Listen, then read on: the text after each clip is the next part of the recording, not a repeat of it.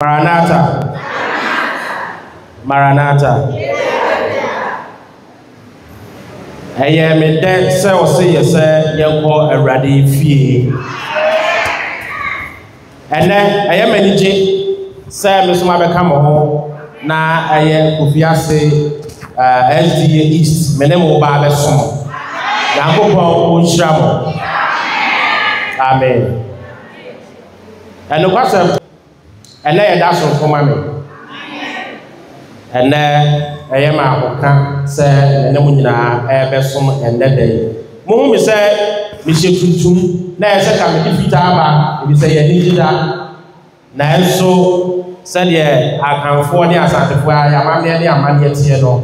I'm a free mobile, so me and send you to Muslim service to tomorrow. Now I am empty and I'm a chet to Memphis, I'm going to so. I've been water from Kofiase man, Apicom ladies, SD for a womb, at the fair far, now what you done, Obaya Mameno, many saw Yakupo, Unshampa. Bibiara, Moshe, Efa, or they did not want you that Yamisha on them, now on your case.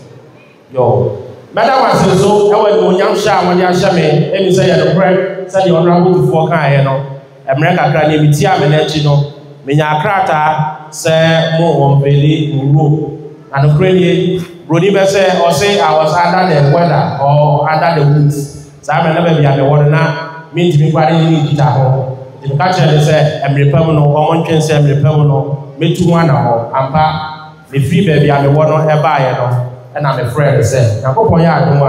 me anka sabe say me ti me anya sa ade nsamre the person me anka sabe baha na me be hia mo ne de obodo odo ne be so amen menim say bebre atidi no edina amota abodo e ya Apicom me di anka sa e de Richard Asare na ma hoteli a sabe enye di mbone eye company name eye business name ene Apicom ene na agba di pado na eta ego se si idea me ka so Yakopon mo nyam se na na hema me na kasa ma na ti ase e di esi a ma be fi Kofiase mi fra Asante Mampong aya mi free atremade me fanso every benim aya de wo me aya na me ko mi school e wa amani ampo secondary school me ko primary kindergarten ni primary na me ko na ha e ko amani ampo secondary school me sa ko Mampong training college aya ni ya no kasa mafu I am a classmate no etimu hu ana se maba me die mu me ya djuma kakra e wa to nso aja me kira dia ho da me ko free ma bra kwa ase ko do kakra ko do karo school kakra wa to nso aja ansa na me sa me kira dia wo Mampong Anglican JHS na Yakopon ya adomo a Medical University of Ghana Legon wie Legon no ana me nya scholarship ne koto amadisua so e wa America meti ho ya adwuma na so afibia no obego mi Mampong ha be sem prensa episa ha na me fie penifo se be bia o japade wo no ho na wakoma wo me ka se me yire ne mate Mampong ma brewa o fi mu be se bosome mi ensa ni ne Mampong ha no te ha no wate na mabusuafo ha ma bia nwuma wa ha ma dofo ne ma yokofo nyina so Mampong ti Mampong ya me die mu me ni so nyina wate se Apicom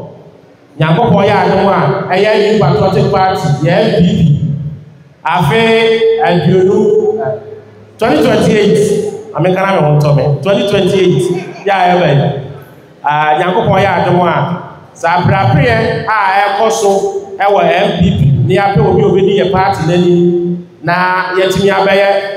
member of parliament e wo Asante Mampong Yakopon ya no a 2028 makeka me ho se muso mi mu a me so me ba be contest member of parliament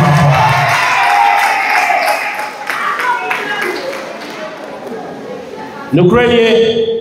Kofiase man me hwa se de ma probo ene me nkita hodie na me de ma de se de e to empelifo a omo ka bia ewom etu ahene ne asi ahenefo a enya nzo no abotufo ene na pamfo bebre ka ho me de ma de se de to omonim no krenie Kofiase man mo akire odo na mo akire se ebre we ya ye hia sakraye ye hia mputuo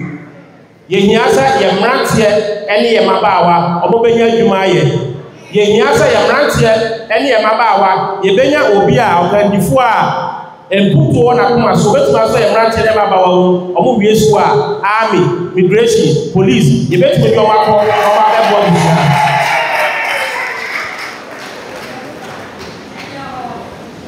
My Mijnahai, my young Fopi, I am members of parliament.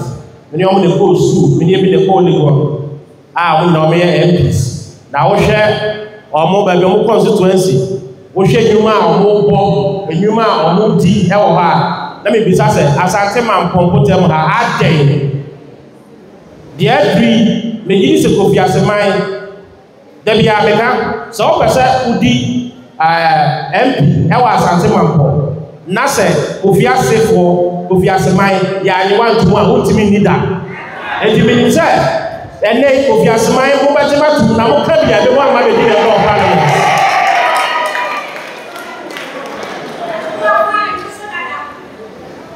Yes say and once then you bra no oposa ni nsem. E benifo say ampa say what su say wo pese wo be di MP no. E dia e na kire say wasu so be die bi no na mse e mo pa mo so menhwe me ne pedifo kasa ye o mo se ye ade ba ko da ya ko aso ye be se ye de so hwem ye wo zampa wasi nkete ne se ye ni police station e wa na me ya he fo ne pedifo kasa ye e de assembly members kasa ye me di se enei mo nyina ya wo se me fira se si police station am na di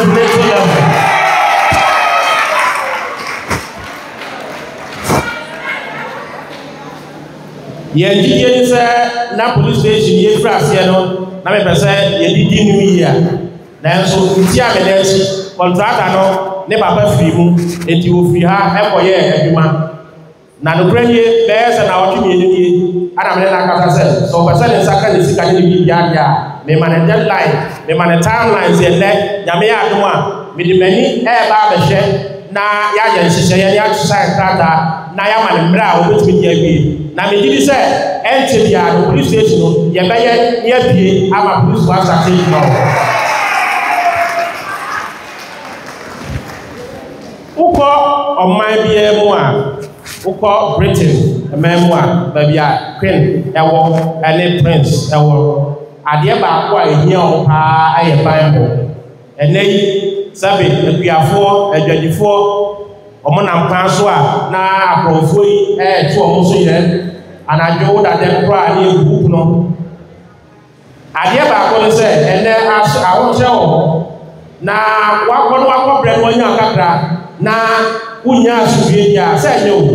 enti ban boy ade a ehuni apa enti mesi ma first ni se mema Kofiase man ye nya new police station na ba mo akoso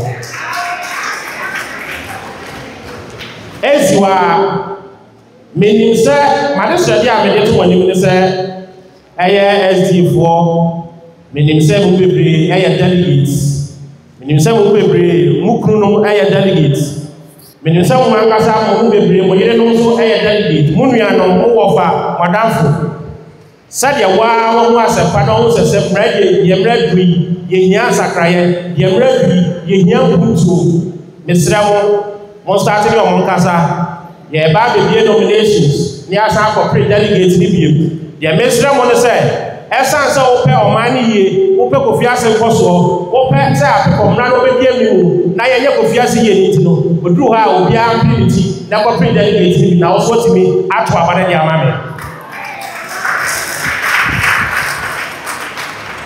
edi misra mo madakoma mo fa Apicom ni ne to ma no mo nkai me pa ko titi okono enye kunam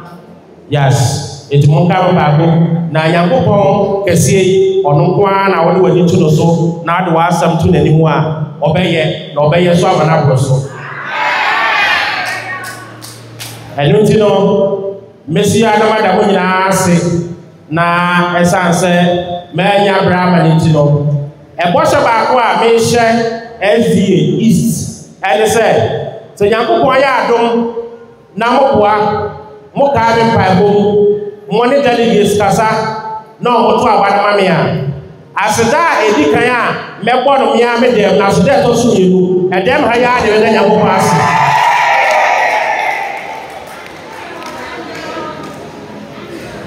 Anuntino mene madofo Apicom ladies. Apicom ladies. Apicom ladies. Apicom ladies. Na mi sha o ba sha le fefa ya ye o sha ma mo fefu ya she t-shirt ye be shia me kwan ne ye de odo bodo ye fi ha ye be to sanse ni na ya ko ne ya ko hwe project no edan no se de ye si ko ye fi ha ye nyina so ye be ba ko shia ona mu ko me announcement no be bi ye nyina be ba ko shia ne akwa ko di ye ho ko ho enu ti no me shia wa ka wase na esa so me ti ya ma da no ma ba ha no e wan so ni hwe kra no opposite himself and me fan say that so me wa ha na de me ye say me ne me pay for the crowd wa ma de 3000 Ghana cedis say fa ma so fa tiki ya wa dia say e wa dia bedwe de pay for aka say de ya me sha no na ba sha no e ya me atise no so oye de ya o da sani bia da sa say so Wabitime asamo. Jadi kapano yang mau apa? Na dijina yang sofo saya baju asore paling fo ane asafuma jina demo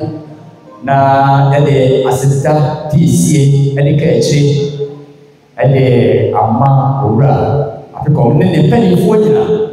ewo ade fefa ane mamaye ade ama is Edi chechi. So je jam ko pa me se. Na lo so. Ono wo se jene. O wo ti bi bi ama ne pa mu no. Ye do bre bi a wo di ni pa wo di fie mo che. Eti bi di o ma mu so. E kire se. O kasa bi bi a bi ti na ye duma. Awrade na kasa ni wachi.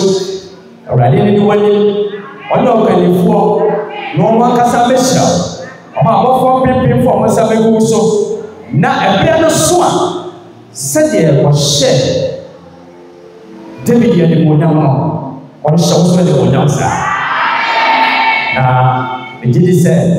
na me ye oni no ko bia so no obema ekonomidie ade odia ade se ba se na dada wase wi ya meka ade atoso se mesre na adofo a sese ya ba idi obani achi na ye ko na ye ba na ye uja na ye uja be de ba futu ba ko ma na se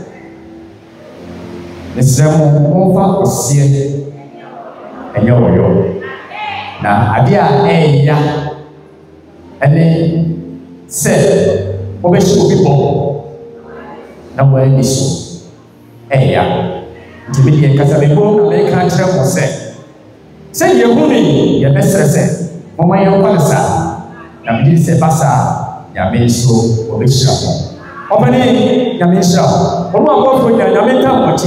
na bia ko bia manya mo shekafo o selfo fidie bia obesusu mo akọ bia na odade mo ni nyina mu na wanta mochi ebira no so a ya me maso debra e ko ni bidi ya media e wo yesi de mo amen